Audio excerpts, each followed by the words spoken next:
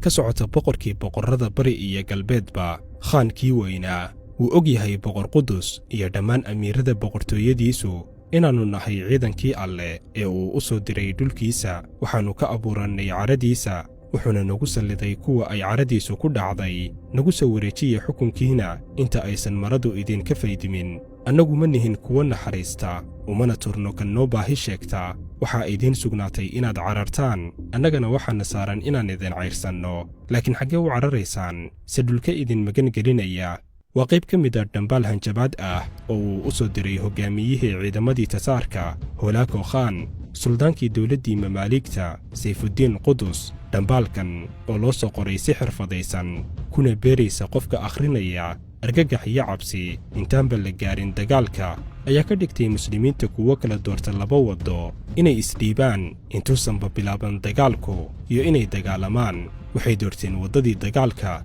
waxayna geleen dagaal lagu tiriyo dagaalkii ugu yaabka badnaa taariikhda لبيك إسلام البطولة كلنا نبني الحمار لبيك واجعل من جماجدنا لعزك سلما